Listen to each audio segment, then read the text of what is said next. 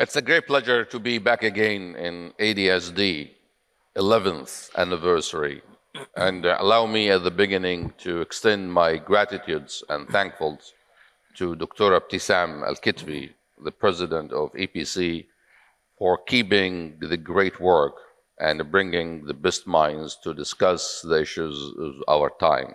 Thank you, Dr. Ibtisam, and thanks to EPC.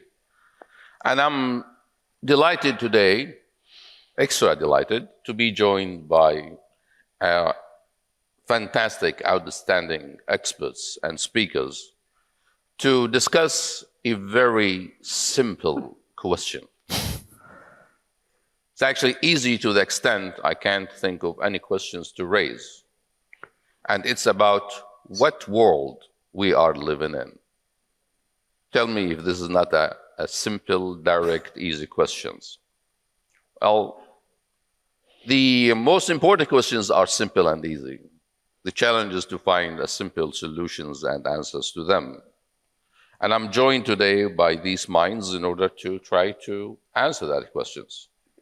And before providing ideas about the world itself and the competing explanations of what kind of world we're living in, whether it's great competitions, great power competitions, the back of it, the return of it, contestations of values and norms and ideological divides, or a fragmented type of world, I want to invite my speakers, after I introduce them, to describe the world we live in their own way of thinking and understanding, in a word or in a sentence. And I'm delighted to start introducing His Excellency John Alterman from CSIS. Of course, John is known for what he is, the expertise he can always bring to the table and to the international discussions. So, John, the question is for you. In a word or a sentence, what world we live in? Thank you very much, Zaid, for having me. Thanks to Dr. Ibtisam. It's a real honor to be here. I remember being in my office and she told me she had this idea to start a think tank. And I think what you've done is just so remarkable with the debate with the think tank, so congratulations. I think that the title this year, A World in Flux, Flux captures so much. When I was on the policy planning staff for the State Department, they talked about moving to the post-Cold War world. Now we're in the post-Cold War world, economically, politically, diplomatically, technologically. The world is at an unprecedented inflection point. Yeah, John, this is much more than one word or sentence. Thank you. So it's a flux. Flux is my word. Okay, thanks. Now, Mr. Samir, of course, Samir, we're very delighted to have you, president of the Observer Research Foundation, ORF, in India. So we agreed for you to say only one word, not even a sentence. Look, I think 2 words should suffice. There's clearly a moment of reckoning. So I would use the world is at that moment of reckoning. We have some responses that we need to produce. And I would also say rejuvenation.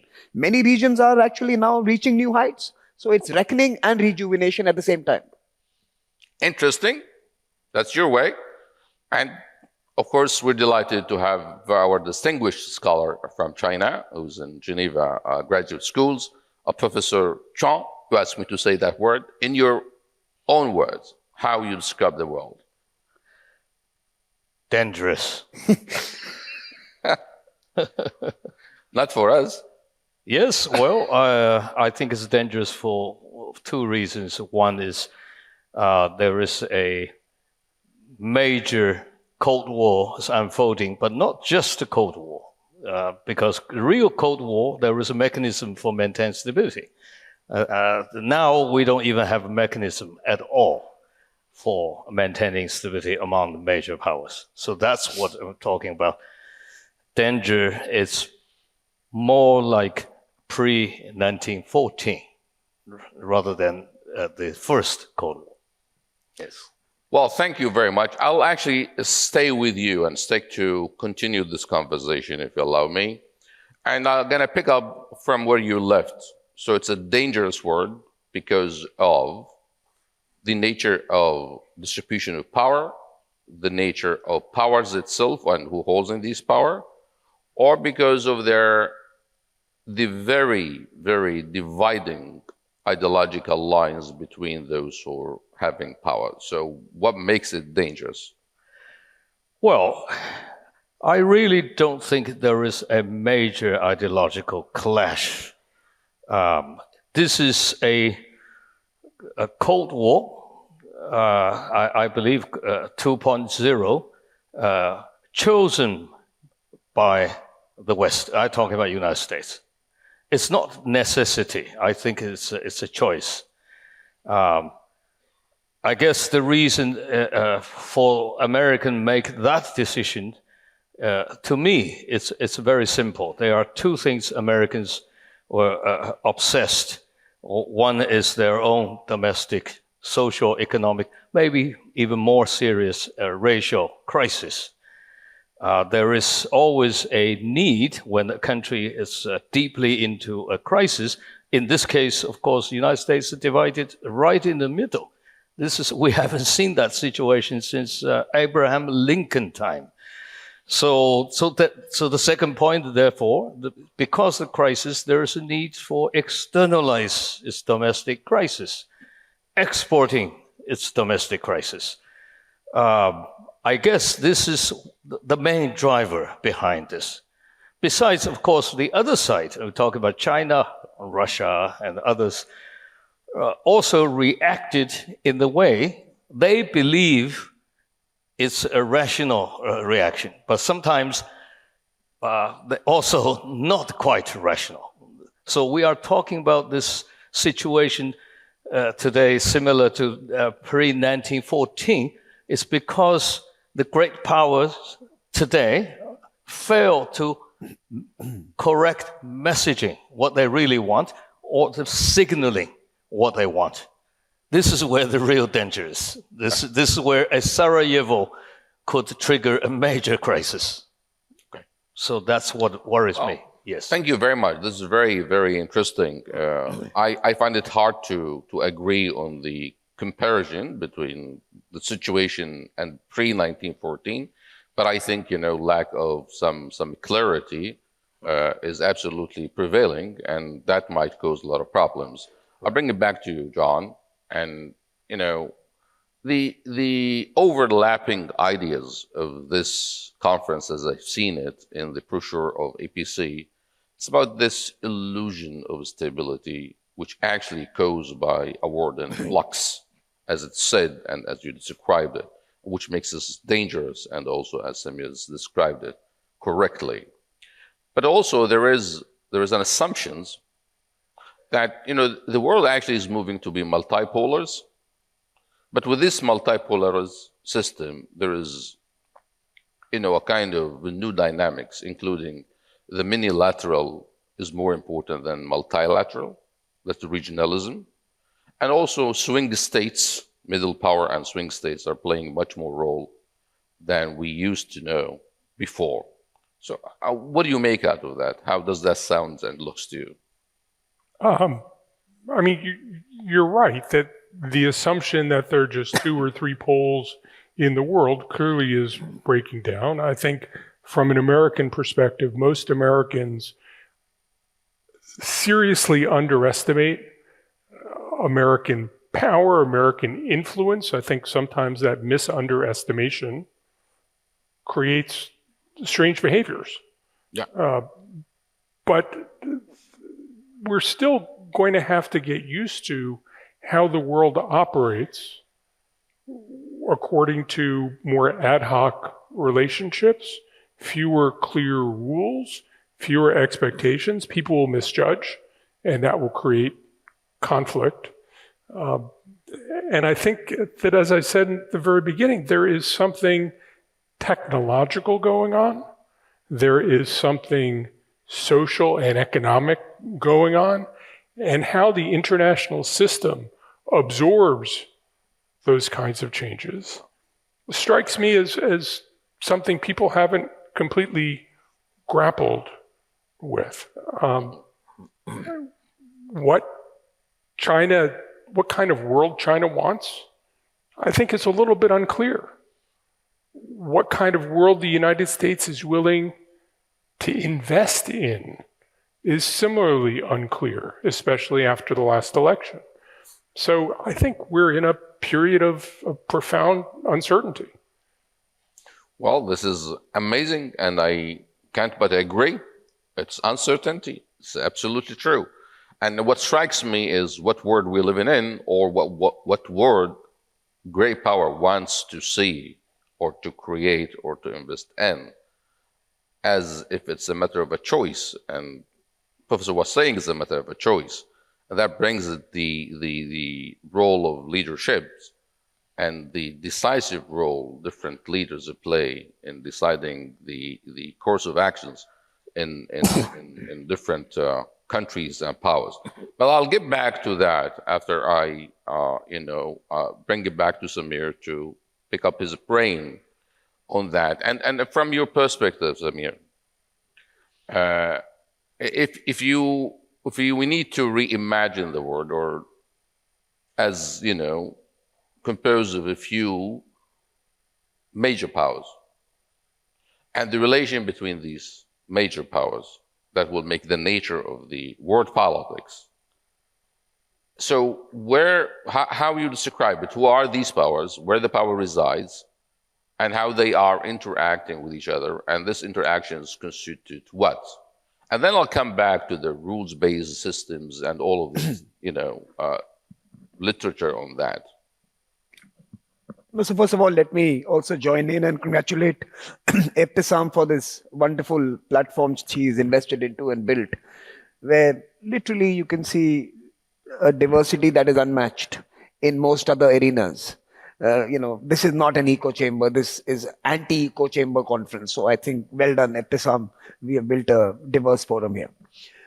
On your question, I think there are some easy responses to your question. So obviously, I think both the previous speakers have mentioned, the US-China interaction, dynamic engagement is important. What does President Trump do in terms of that particular relationship, which has till now, by the way, seen a bipartisan consensus?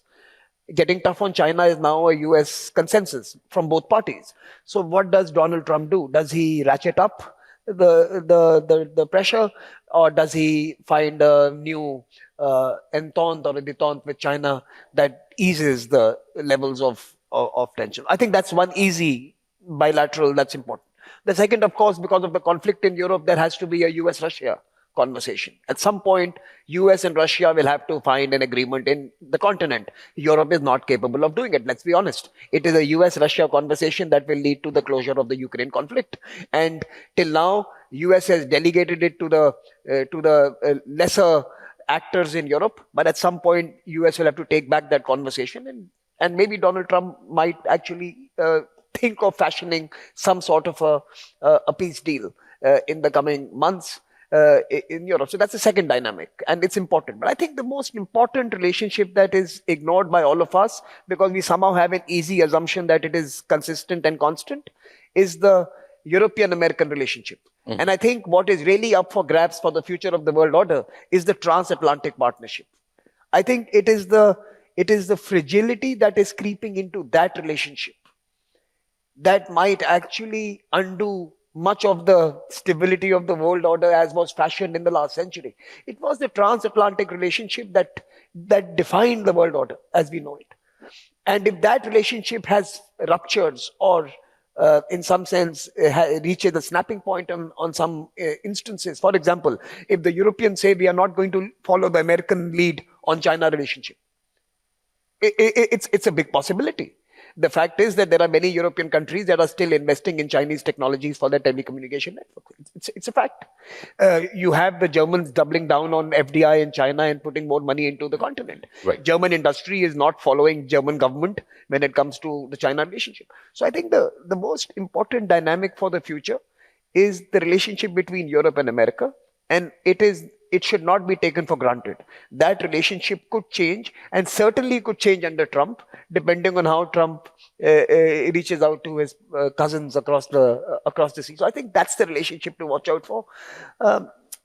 I like our region. I like some of the countries and the way they are approaching the world today. So I like what UAE, Saudi, India, and some others are doing. I think we are adding rationality and stability to a world gone crazy. And in many ways, we are also in our own economies and societies seeing a moment of rejuvenation, of new direction, of new growth. So there is also excitement in this region that is also infectious. So sometimes I think more like us could be better for the world. And I think we have a role in stabilizing some of the edges that we are seeing emerge in different parts. Well, thank you very much, Samir. And it's interesting to focus on I'm sorry. I think the other piece is the U.S. relationship, the Indo-Pacific, the U.S.-India relationship is fascinating. The U.S. investing in a different kind of relationship with Japan, Korea. I agree that there's something going on in Europe. I think the way the U.S. is thinking differently about the Indo-Pacific, clearly becoming a strategic focus, is really important. How that affects China and China's desire for domination of Asia, as it had in previous years, I think is an important dynamic to understand. Well, John, thank you very much for that, because actually I want you to discuss these issues with each other. I just need to facilitate that. So if any one of you have any kind of reactions or comments on, anyone notes, please come in and make your notes. And I'll take it to you, Professor Xiang, because this idea about U.S.-Europe relation being a major marker of future world order and a global system, it's important. Now, we used to think of Europe as being the first strategic priority for the Americans' interest in the last century, in the 20th century. Is it so still? This is the question.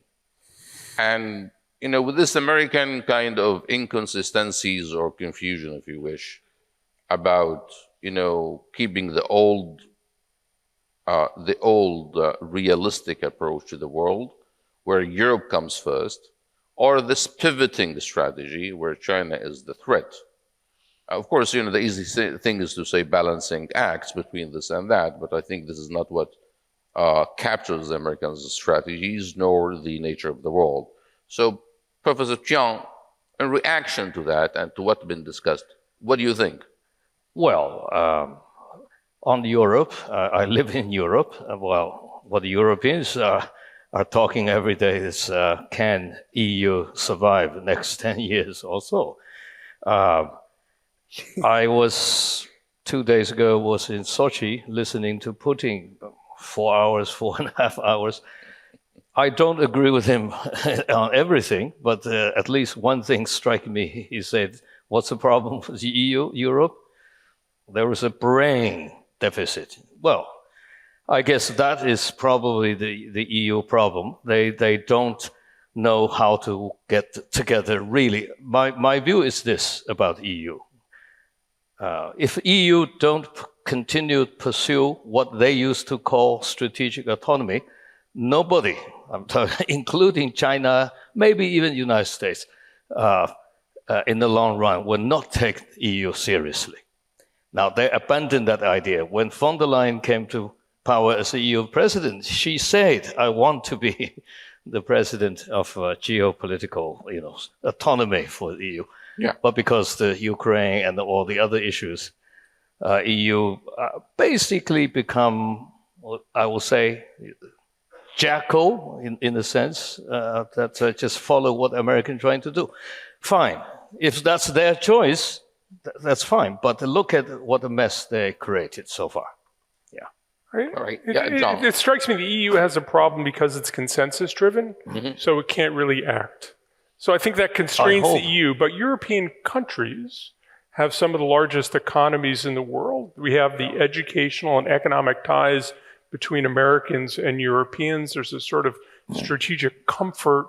I think you're going to see that enduring. The question is how it endures, how it is complemented by deepening U.S. relations with Asia, whether there's a European accommodation understanding of Asia, It's complicated partly because of colonial reasons and others. But it does strike me that some of the most interesting things are happening in U.S.-India relations, U.S.-Japan relations are being transformed. Is there a way the United States can engage more robustly with Indonesia, and what's Indonesia's regional role? I think that there's sort of this sense of possibility that we're still understanding. And I think one of the things that's also happening is there's a sense in much of the Pacific that China's diplomacy is threatening and countries are looking to balance away from China, and how the United States works with partners and allies to create confidence, to create a sense of security, I think is one of the big challenges that certainly Deputy Secretary of State Kirk Campbell has been working on. How much that is going to be a priority in the Trump administration, I think we still don't understand how the Trump administration is going to think about geopolitics. That the president-elect tends to think about individual relationships. I think he thinks that he understands President Putin, he understands President Xi. How the personal relationships intersect with the kinds of broader strategic changes we're talking about is something that's going to depend partly on personnel and partly on the things that happen over the coming years. So John, well, thank you very much. This is important because I also want to continue with you to press this issue. So while people would think at large that there is some kind of the invisible hands that actually creates the world order, the structure of it, in terms of distribution of power and how it works, and yet we realize that, changing leaders, changing administrations will actually have also a direct impact on the direction of the world itself. And you mentioned Trump. So in your views, this is the reality, this is the real world that we know, and how power is distributed in it, and how different players is seeing their roles and the world around them. And yet comes a new strategy, new foreign policy that deal with the same world, but also take it in different directions. So how that is happening? Well, I would argue even more importantly that the nature of the world order is predicated on the idea that people have a fairly good expectation of how the United States will act and when the United States will act, and those issues are relatively bounded. Okay. The premise of the Trump administration will be that letting people have expectations of U.S. action strengthens others and weakens the United States. And the United States is strongest when people don't know what the U.S. is going to do, and people come and try to influence what the U.S. does. And that's the way the president will be able to extract things from other leaders, because they will try to sway his thinking. Right. I think that's the near-term consequence, that actually U.S. power will grow disproportionately larger. I think the long term is likely that countries will feel they need to hedge against American abandonment, American action. But it seems to me that the question for order is always predicated on understanding in fairly narrow bounds of U.S. preferences, U.S. actions, what the U.S. is willing to invest in. And we are entering a period where the president will work very hard to undermine expectations. Right. And keep everybody off balance with the idea that he can determine where to go and extract more advantages for the benefit of the American people. Well, I appreciate it. Thank you very much. Now, Samir, I'll take it back to you. Now, following the same discussions and debate about this strategic priorities and the role of the U.S. in this new world order and the world order itself, and given the idea that militarization actually has become a new reality in the international relations and the new world order, and a new alliance has been shaped and formed for the last few years, and some of them is flux in itself, some is stable. So from your point of view, and from your part of the world, Asia and Asia regional dynamics, how is the world order is playing in Asia, and how Asia is shaping the world itself? You know, Asia is very large. So I think it's difficult to really respond from an Asian perspective. But I think different parts of Asia are certainly readjusting their foreign policy and influencing the world order. Let me, for example, give you an ASEAN example, East Asian example. This year, a few months ago, they had a survey where for the first time, more ASEAN countries see China as their first partner and US as the second partner. In fact, 4 out of the 7, or 4 big ones, 4 out of the 7 big ones, now see China as their preferred economic partner and preferred regional partner. So they are balancing the AUKUS, Quad, and other US geopolitical alignments in the region by deepening their economic and other cultural and diasporic integration with China, depending on which country you are in. ASEAN has always balanced in that region. Okay. They have always balanced. They have never allowed a single dominant partner to emerge. They have played all sides. Sometimes they have played themselves as well. So ASEAN are past masters at doing that. Now let's come to South Asia. We have been non-aligned. We built a non-aligned movement in the last century. We had 100+ countries come together and create a third space, not with Russia, not with Soviets, not with the Americans. We created a third space. By the way, that third space still exists. Yeah. And that third space is now huge. That third space is bigger in GDP terms than either of the two corners. So when you talk about a bipolar world, you are ignoring the fact that global GDP, global growth, and global dynamism does not belong to either of the two. So you can have a cold war with each other. We have a hot world that's growing and it's dynamic. So I think there is a third space that still exists in Asia, which is not going to be aligned at the corners.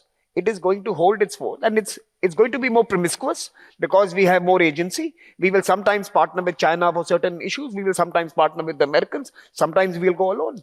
And I think that third space is really what has emerged in this century. In this century, 60% of global growth this year and many years from and henceforth for many years, 60% of global growth is going to come from the developing and emerging countries. And that is where I think the world order will find a reconciliation between these two extremes that we are trying to deal with. Pardon my saying so, a non-transparent China that is not willing to behave like a superpower, and the only superpower of the world, America, which does not believe it is one because it is more caught up with defining pronouns than defining the global political architecture. You know, they are so caught up with their own inner ideological. So you mentioned ideology in the beginning. Yes. And I agree with you. I agree with John. I don't think it was you actually. I don't think there is an ideological divide across countries. The ideological divide is within countries. And I think that is expressing itself in geopolitics. It is American domestic politics divided. It is the European countries who are facing divisions within their own politics. And it is that division within their own countries that is expressing itself in the choices they make in international relations. So I think it is the internal ideological divides that are more pronounced. As far as the world order is concerned, this is naked power play. China believes its time has come. It has a scheme for the world and it is exerting itself. Americans don't want to cede space and they're preventing that from happening. This is naked power play. I don't think there is any morality in this debate or there's any ethics in this debate. They are amoral, both sides. Okay. And we have to hold the third space. Thank you very much, Samir. And, you know, as you mentioned it, as they say also, all of global politics is local. And this internal domestic divide actually shaped the geostrategic outlook. Now, Professor Xiang, I'll take it to you with the very pressing questions maybe in the minds of so many.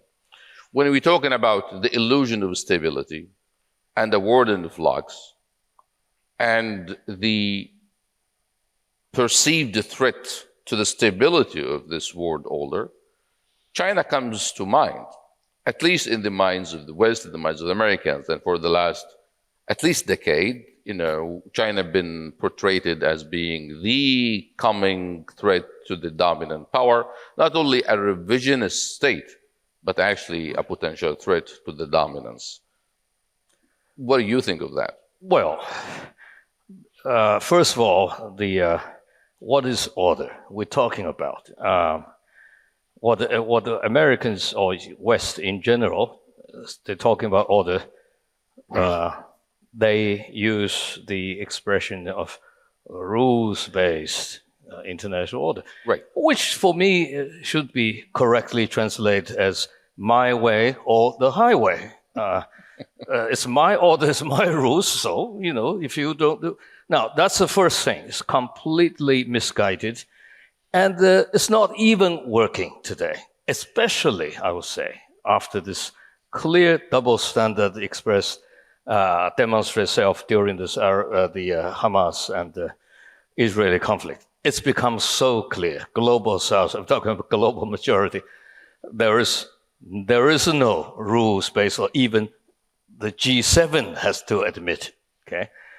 So this is one thing. I think it doesn't make any sense anymore. It should be banished. That for me, that phrase should be banished. The second thing is order itself. You see, Western concept about order is always based on a mechanical concepts, which is order is based, when you say stabilize order, they're thinking about power balance, mainly hard power balance. This is a tradition I don't think is surprising. This is a tradition of a typical West, Right. I would say Westphalia, they call balance of power and so on and so forth. Now, Chinese view of order is not a mechanical view. Historically, Chinese have the order actually has a lot to do with containing the flood. You look at the word order itself with a water, Chinese character is image, you have to look at the picture. It really means how do you contain flood? So it's emphasized on stability. Don't let things out of control, okay? Now, how do you do it? You have two ways to it. One, you keep on building dams, which is American love. The entire Cold War, they call containment, right? Remember strategy. But there is limits. You cannot keep on building. How high you can build that? Now, the more effective way to maintain order in Chinese historic view is to find ways to let water go. Follow the natural tendency. You see, this is what the order really means. Right. So this is where the difference here. So we cannot come to an agreement when we talk about order if you follow this American or Western view. Now, the last point I want to emphasize, why Americans are so obsessed with this, maintaining this mechanical order, that has to do with another Western tradition. That is a morbid fear of decline. This is, of course, starting with, of course, Edward Gibbon about the Roman Empire, that tradition, all the way down to, Toynbee, Paul Kennedy, but of course, the most importantly is Oswald Spengler. I will say current Western anxiety about China has a lot to do with Oswald Spengler's obsession about the decline of the West. So this is, I think, in my view, this is a psyche of the United States politicians, plus a racial aspect, okay? Yellow peril. Right. Nobody reads Spengler anymore, but we know his book on decline, but we have to read Oscar Spengler's last book before he died. It's about technology. Now, I quote what he said. Nobody read it anymore. 64 pages. He said, colored people should never be allowed to command the technology because they're going to destroy white people's world. So for me, the current policy making, the rules of those policy making and psychology, for me, it's very, very historically relevant. Go back to these fundamental framework of thinking. Yes. I'll continue with you. Can I just make... Yes, go ahead, Samir, go ahead. One, I just want to clarify that colored people are doing well with technology. I mean, just so that we have quite a few in the United States. Exactly. So I think we are doing well. So let's not... so that's one point. But on a more serious note, I think, look, the previous speaker makes a point that you have a rules-based order stitched together by a handful of countries that were independent in 1945. Literally 4 times the number of nations today are independent and sovereign countries. So therefore, even if you were not to take the debate to the extreme as it was presented, you could still argue that those who were sitting on the table were insufficient to represent the world that exists today, and therefore that order that we are seeking to defend may not necessarily be worthy of that defense unless we reform it and tweak it and rewrite it substantially.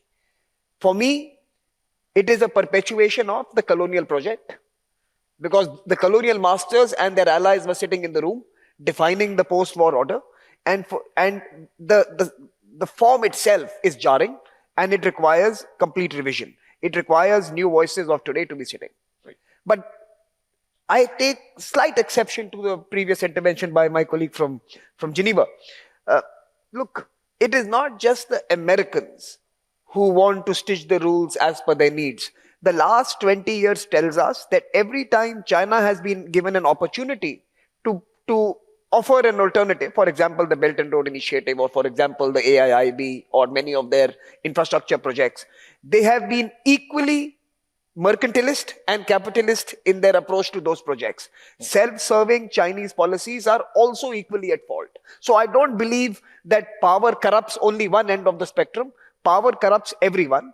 And I do not believe that there is a moral and ethical proposition coming out of Beijing. It is also equally driven by promotion and propagation of their own interests and power. And I think that's the only point.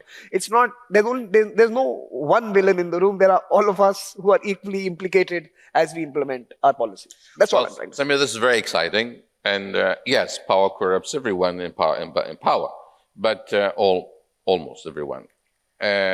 I'm going to take it back to Professor Xiang before I come back to you, John, for very impressing and pressing issues.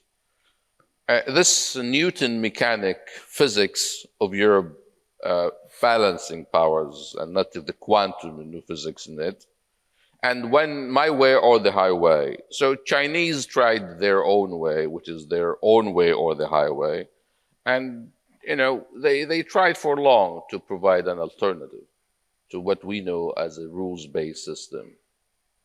It was not attractive at all. And, nations and states are not very fond of what the Chinese have to offer. So what do you react to that? Professor Xiang. For me? Yes. Okay. Well, I think for me, the most frustrating thing is the puzzle, the way the US or the West, particularly I'm emphasizing US because I live in Washington quite a bit the last couple of years. The think tanks are not doing much thinking. They're talking, they're competing who is more hawkish. Even that is losing value because everybody become hawkish, right? So, but then the way they talk about Chinese intention sounds to me is entirely without historical intuition or sense. There is no sense about history. When you say Chinese want to dominate the world, try to displace the United States, this is the predominant thesis in Washington. First, there is zero historic evidence the Chinese ever wanted it. The second, in practical terms, why they wanted to dominate the world. Remember, if you want to displace the United States, you have to take upon all these responsibilities. Hundreds of military bases, you have to be performing police of the world. You have to spend 40% GDP. The 6% or 7% GDP on the military. You have to be obsessed with the military, the side of the competition. You have to keep ahead, which in the end probably are not good for the well-being of your own people.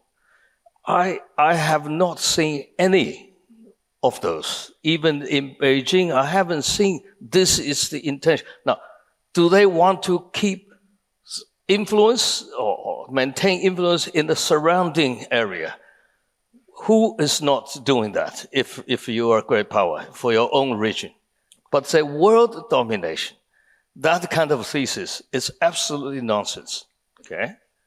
Then the second point is American argument about why we are getting tougher with China, because the Chinese did not keep their promise of becoming one of us. You see, that's another logic. Jake Sullivan said so clearly. Because historical trajectory, 40 years ago, we thought, this is of course known as convergence theory. When China economy takes off, eventually their political system will become, coming to us. Nobody reads Deng Xiaoping's speeches. Remember 1980, when Deng Xiaoping came to power, the reformer, the first interview with Italian journalist Arianna Fallaci. Go back to read it. And Deng Xiaoping said, I want perestroika. Never. Glasnost. We never want to change our political system. Well, how come you choke on your own vomit when saying you miscalculated China? Then you said, because of that, we cannot do this. So the logic is shockingly ahistorical. Okay. Maybe that's a typical American. Sorry, Yeah, well, this is an excellent point for another discussion, but we have so many things to talk about it. Now, I'll bring it to you, John, and before we go to the audience taking some questions, and I would like you to provide your comments, thoughts about what has been said, but I have a question, particular one for you. So the rules-based system, it's a mere reflection of a balance of power at a given time.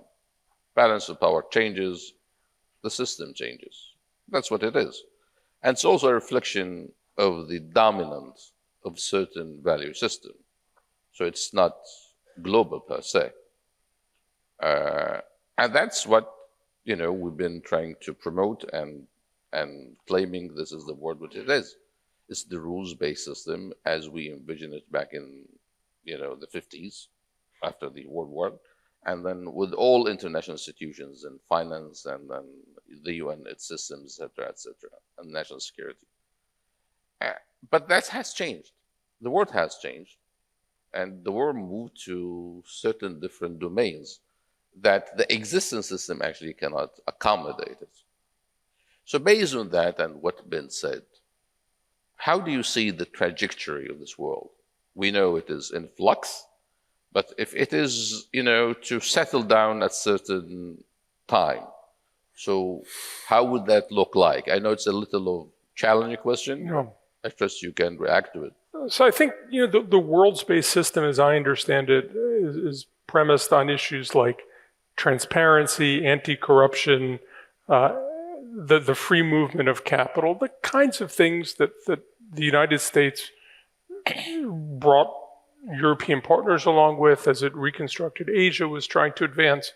I don't think it's so much about domination as creating opportunities for dynamics, which the US doesn't actually control, but helps encourage. The US system isn't about state control and determining outcomes, and I think this is one of the things where the United States was systematically misunderstood during the Arab Spring. Right.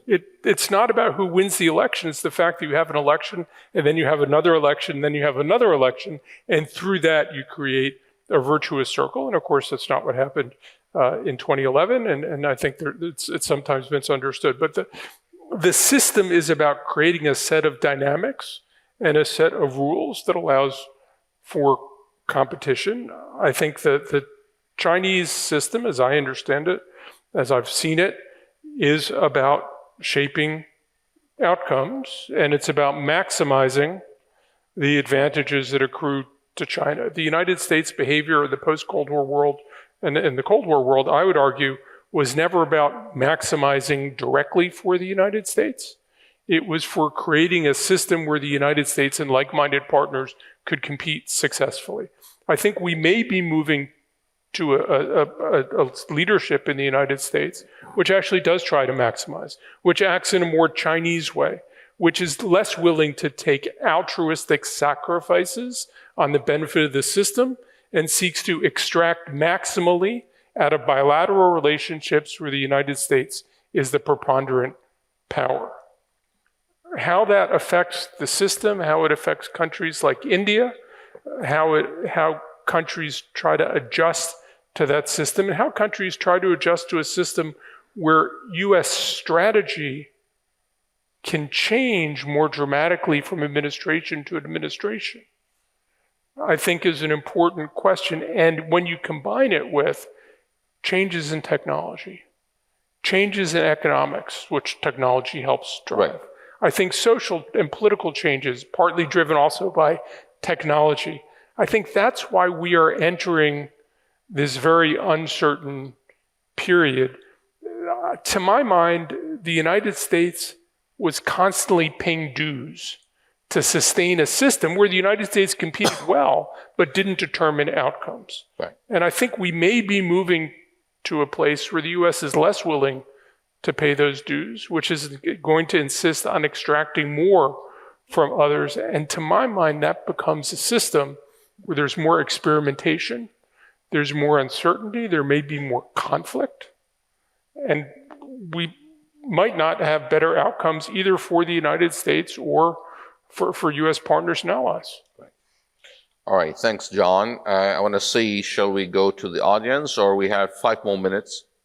5 more minutes, and then go to the audience. Can I make a quick point? I think. Yeah, I'm coming to you, Samir. Wait.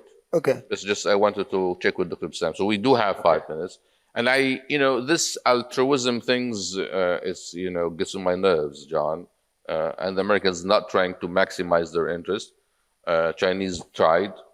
Maybe we need to discuss it at a length. But the system now, there are changes. And Samir, that's where you need to bring your comments on what John says.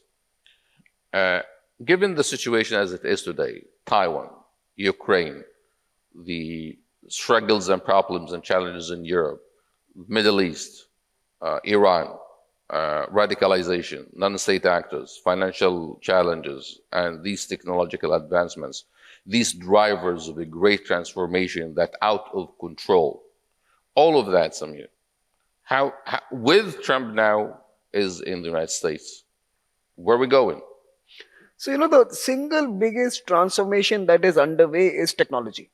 Okay. Let's be honest here. So whether you want to respond to climate, whether you want to respond to development issues, whether you want to have political advantages and military advantages, technology is perhaps that single space that is going to shape the future. And here is my take. My take is that the Chinese don't have a technology model to offer to the world. Okay. The Americans call it Silicon Valley. And Silicon Valley is deeply integrated with all parts of the world. The Chinese have not been able to mirror and put together a global offering that partners with technology centers around the world. There is a deep distrust because of the opacity of the Chinese system. The American system, we all criticize, we all hate, we all love to hate, and we all yet engage. Because as one of my colleagues and friends mentioned some time back to me, Americans, while being hegemonic and while being dominant, created an offering for the world where they allowed their own politics to be penetrated by you. So you can go and stand outside the White House and abuse their president. You can go to their television channels and criticize their policies. You can write on there, you can go to their think tanks and challenge their own decisions. So they allowed their democracy to become more open to all. The Chinese don't have any similar model. Technology requires trust, and the Chinese don't have a platform that promotes trust in China. I think it's not an impossibility. I'm not saying the Chinese can't do it, but I think if there is one thing that is missing right now is the deep distrust of the relationship between Chinese technology and the Communist Party of China. And therefore, even countries like in this region, whether it's in the Middle East or South Asia, when it comes to technology, we are all betting on US partnerships and not Chinese partnerships. And that is true. Right here in Saudi Arabia and UAE, in many other parts of West Asia, South Asia, and even ASEAN, you see when it comes to tech, it's the US that is beginning to create partnerships. And therefore, in the days ahead, unless the Chinese dramatically open their own way of engaging with the world, and it's not going to happen in my lifetime, but it's likely to be American tech and American partnerships that are going to shape the future of the world. Well, I can't agree more, unfortunately, but it is what it is. Now, Professor Xiang, to that, and I'm going to challenge Samir on that, because there's also an evident, clearly, that Chinese had made an extraordinary leap in technological advancements. especially the new technological outlets, which, if taken seriously and continued, of course, open society and open systems is much better for advancements, it seems, most of the time, it's especially in historical terms. But Professor Xiang, how you react to that? The Chinese system wouldn't help China to thrive. Well, on technology, I only want to say that small garden, high wall, that's American approach, Correct. is not going to work. First, two things. First, historically, there is no success story of block technological diffusion, cross national borders. British Industrial Revolution is supposed to be able to dominate the world for a while, but look, all the key core technology leaked out anyway. Chinese used to keep the three major, as a national secret, that our technology to maintain trade advantage in history since the Roman time. That is silk production, porcelain, and the tea. But eventually, they were stolen. The tea was stolen by British, so they had the Darjeeling, So we know that. We experienced that. So we don't believe this is going to work. The second thing is they forgot about Cold War history when they're driving thousands of Chinese scientific minds who study in the United States, driving them back to China, which is exactly what they're doing. The Chinese top scientists, because they persecute, discrimination now, very much. So they are coming back to China en masse these days. Their first generation responsible for our atomic bomb. It's 1964, don't forget. So what's called self-reliance principle was rekindled, which will, to me, I would say, release enormous energy for technological, plus authoritarian system has its own advantage of organizing these things. Right. So I don't worry about that. And there are also the challenges, Because I have a question. Yeah. So there are also challenges that people like Go ahead. Jack Ma seem to have come up against the party and have lost. And that disincentivizes people from seeing a future in China and developing in China, as Samir suggests. Right. Well, thanks, John. Well, it's been very exciting. Thank you all. Now we take it back to our audience here. I have names, so I have Sayyid Sajabur first, and then I think I have Salih al-Ma'aita and others. But I'll start. No, I only have Sayyid Sajabur.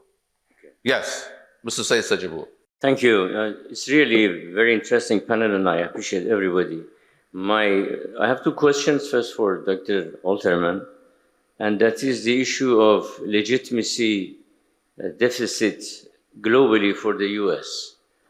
Yes, if you are talking about international order, it is not just mechanic, it's not balance of power, it's not just technology, it is also a normative setting in which it seems the US is increasingly having a deficit, especially when we go to the issue of the Middle East, not just recent Gaza conflict, go back to the history of US involvement in the Middle East and double standard. So to what extent the US is aware of this fact, and to what extent it's going to manage and how? This is my question for Dr. Alterman. My second question is for Dr. Samir and Professor Xiang, and that is the reality of the Global South as a factor in changing or in shaping a type of new order. To what extent do you think Global South is a reality and is able to shape and to impact? Furthermore, is China considering itself as a part of the Global South, or it's a type of in-between? Thank you. Thank you, Said. So I have another question from Hassan Al-Hassan. Mr. Hassan? Yep, thank you very much. I just wanted to challenge what seemed to be the panel's conventional wisdom that China has been unsuccessful at exporting its, let's say, digital model or forging international partnerships, and that the US, on the contrary, has created this open model that has allowed it to flourish and develop a global footprint much more easily. Now, how is that still true to the extent that, I mean, Bloomberg released an interesting infographic that looks at how China has done since 2015 to 2024 in 13 technology areas that they've identified under their own made in China industrial blueprint. And it shows really how over the past decade, China not only has caught up in many areas like robotics, semiconductors, UAVs, and many other areas of technology, but has also, if you look at the digital Silk Road that China has propagated under the Belt and Road Initiative, you clearly see a lot of success in creating partnerships, especially and including in this part of the world, not to mention the UAE, Saudi Arabia, and others. Whereas what we see in the US is a tendency to go in the opposite direction. With export controls, the Gulf states' frustrations with obtaining access to US semiconductors, to US artificial intelligence technology, have become very well known now. So is that conventional wisdom still true? I mean, it seems that China has made a lot of progress. That's part of the reason why the Gulf states are facing issues in accessing US technologies, because the extent of which Chinese technology has penetrated into tech infrastructure in this part of the world. So is this conventional wisdom still true? Does it still hold? Thank you. Thank you, Hassan. One more question and back to the panels. I have Sterling Jensen. Yes, thank you. My question is from your perspective of US, India, China, how would you say the great powers view the Gulf states in the emerging world order? Are they more than just gas stations? How would you think they would? What role do they play? Thank you. Last question. Badr Al-Saif? Badr. Good morning, everyone. My question is, I'm reflecting back on the different worldviews that we heard. I think what Dr. Zaid did at the beginning by having the specific one-word answers was quite prophetic, because the three speakers have kind of stuck to the different worldviews that they've presented, aligning with the words they've presented, whether it's flux, rejuvenation, or danger. And it reflects, I see, the internal dynamics of their own countries or societies, whether it's the US, India / Global South, or China. Now, I'd like to challenge the speakers a bit by considering the worldviews of the other as drafting your own worldview. How would a world in flux be encountering one that sees danger or one that sees rejuvenation, and vice versa? How can we integrate these different worldviews together to move forward into a more stable world? Thank you.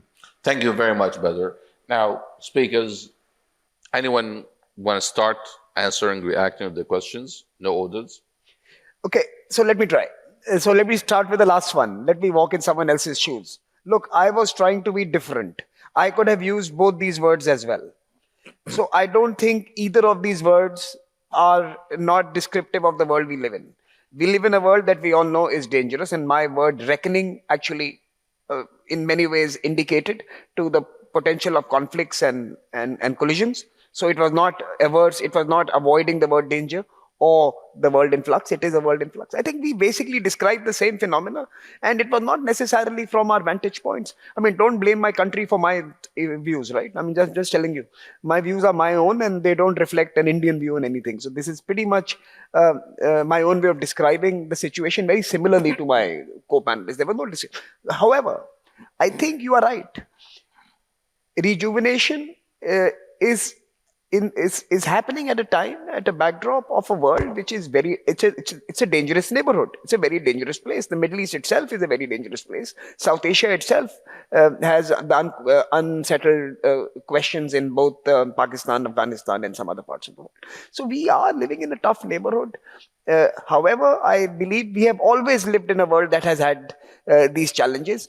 And what we are witnessing now at this particular point of time is progress in spite of peace in many parts of the world. And I think that is really what is the silver lining, that in spite of everything that is going wrong, there is something that is still continuing to propel people to be optimistic, positive, and seek a better tomorrow. And maybe that optimism can be infectious and lead to greater peace across the world. And that's what I was focusing on, that there is a big constituency that seeks peace, that seeks a better tomorrow, and that can manage some of the eruptions on the sidelines. That was one. On the second question, I'm quickly going to finish all the questions. On China tech, I think that speaker is absolutely correct. Look, the last 20 years was all about China tech. It was all about cheap Chinese handsets in every hand in the global south and many other parts of the world. They also increased their proficiency in building technology, and even the high-end handsets and high-end electronics became made in China.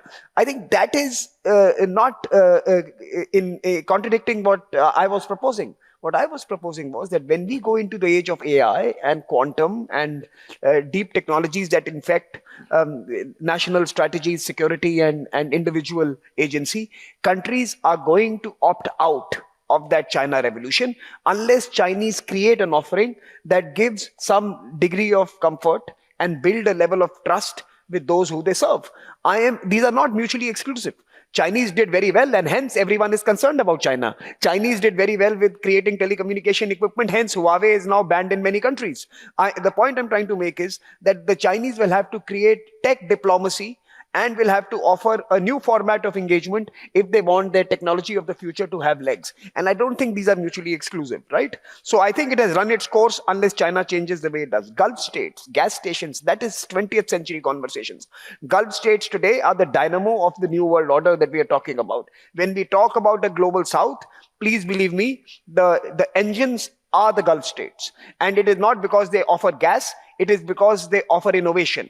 They offer a new format for growth. They offer a new design for cities. They offer a new ethic for mobility. This city and the city adjacent to it and many others are migrant cities. They are cosmopolitan cities which have more nationalities than anywhere else in the world, and yet they live peacefully. So there's a new model of urban living, a new model of industrial living, a new model of economic living which they offer. So I think Gulf states and gas stations are 20th century conversation. This is the incubators of tomorrow's world. The Gulf states, this is how we in India view it. We are joined at the hips. India's transition from 4 trillion to 10 trillion is going to be powered by UAE. That's the way we look at it. I think UAE is going to be the architect in chief of our future. And I think many countries actually are betting on that. And last point was just one final thought to look. I think the US legitimacy question is a valid question. It has taken a beating. And that is why the world order is in the position it is in. They have lost legitimacy by certain actions, by their politics and by their choices. For example, the differential positions in Ukraine versus in Middle East versus in African continent, 3 conflicts and 3 different positions, right? So legitimacy has taken a beating. But here is the counter question. Which global power or actor has improved their legitimacy in the same time? Who has come out shining as a savior of the world in distress? No one. So till such time American power remains predominant, America will be able to play with the legitimacy question to its own advantage. Thank you very much. Professor Xiang, John, anyone? Please. China okay, first. well, also start with the last question about the world fragmentation or can be reintegrated. I think it's at this stage it's going to be very hard because the bloc politics has already been established, especially I would say under Biden administration, because it starts with the whole concept of defining the 21st century world international relations as democracy versus autocracy. That is, of course, a typical Cold War language here. Basically saying, you have one part is the good guys, the other part is all the bad guys, or Axis evil.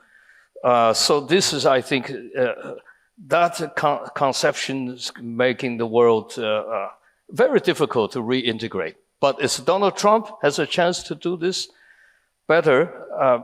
My sense is probably Donald Trump it's a good news in that sense. Not only shake up the American system itself, which is United States needed. The elite politics has to be shaken up. But on the other hand, that Donald Trump, he didn't do, well, he doesn't like a war.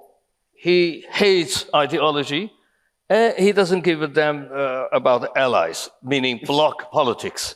So for me, I would say, if I'm sitting in Beijing, I would say, what's wrong with Donald Trump? Okay, maybe we're going to continue a trade war.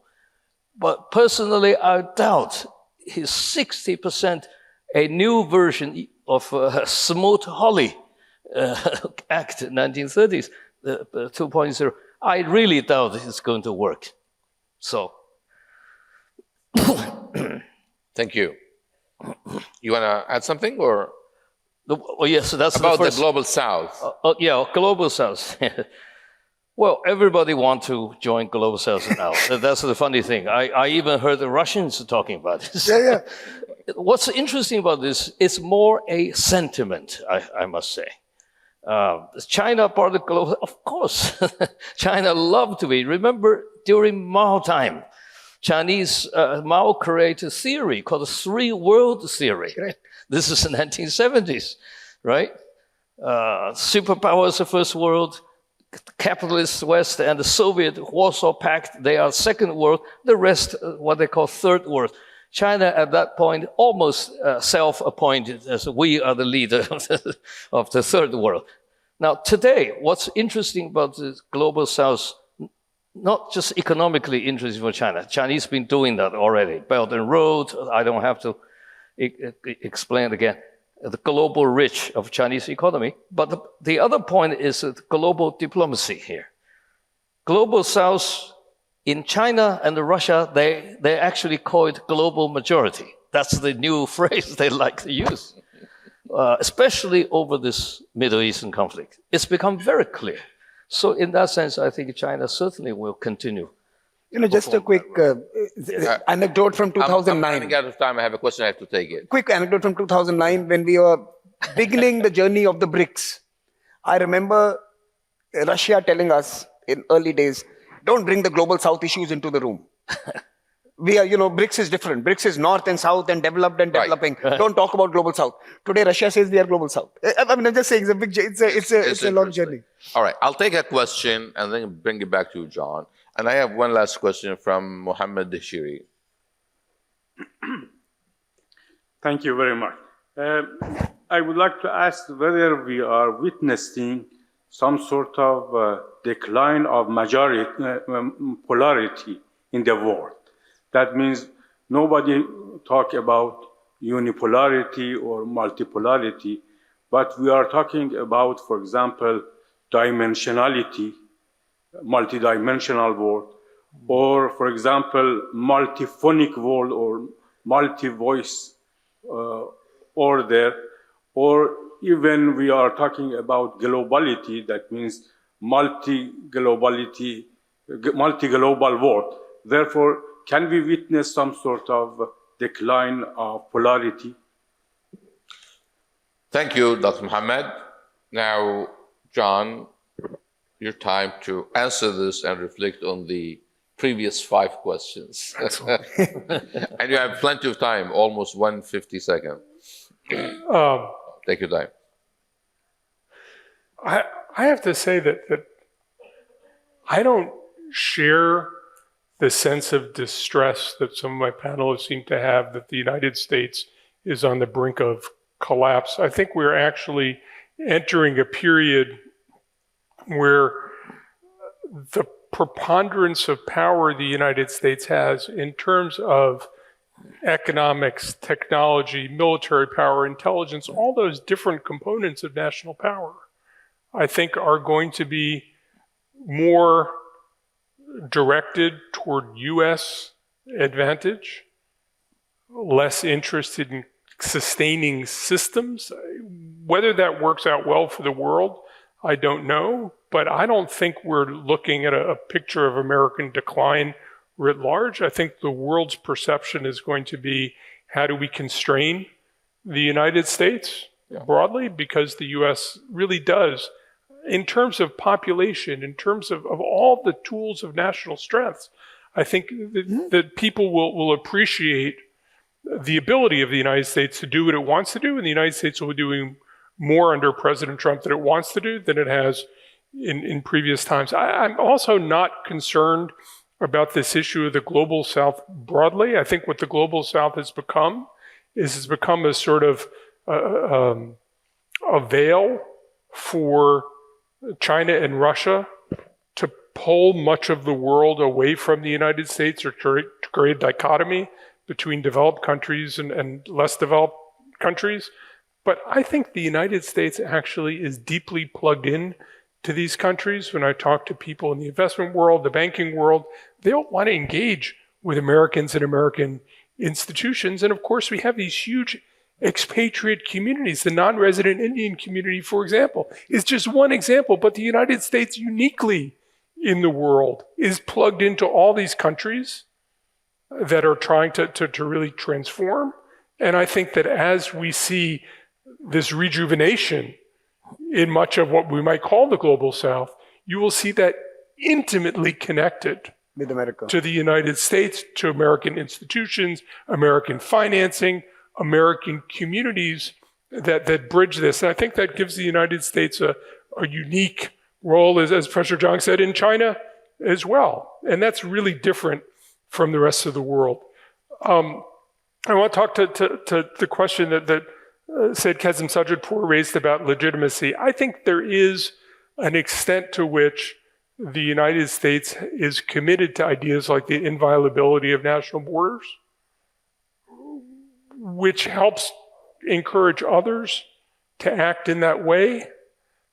It certainly helped Kuwait in 1990. Right. I think it described what the United States was doing in Ukraine in 2022. The United States doesn't support militias. It doesn't try to undermine politics. That's not how the United States operates.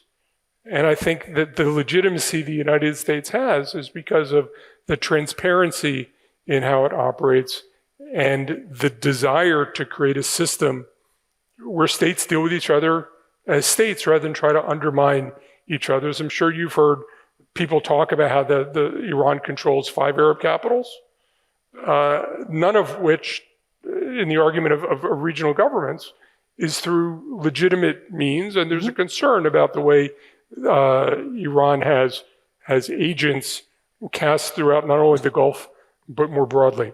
I want to close on this issue of technology, because I think we may be at a profound inflection point in the way economies work, in the way employment works, in the way power works.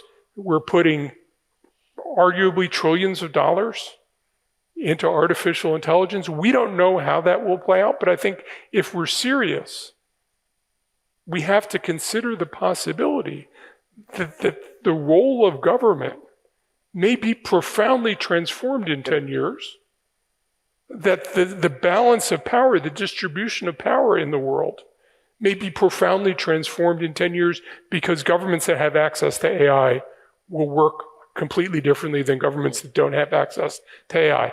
The nature of technology is you never know how it's going to come out. You make a lot of bad investments and a few really good ones, right? Venture capitalists, if you're good 1% of the time, you're an all-star. And we're in this venture capital mode. But I think if we're serious about the future, we have to accept the possibility that we may be in a profoundly different world 10 years from now. We may be in a very similar world. We may not be able to muster the necessary regulatory framework to harness this. This may be the principal driver much more suddenly than energy transformed geopolitics in the 1940s. Technology may transform geopolitics, and we could be in a whole different world. Well, I can't thank you enough for this very, very exciting, our distinguished scholars discussions. Thank you so very much for your inputs, insights. I know we needed more time, but that was excellent enough. And thanks you to your audience. Thank you all. Thank you.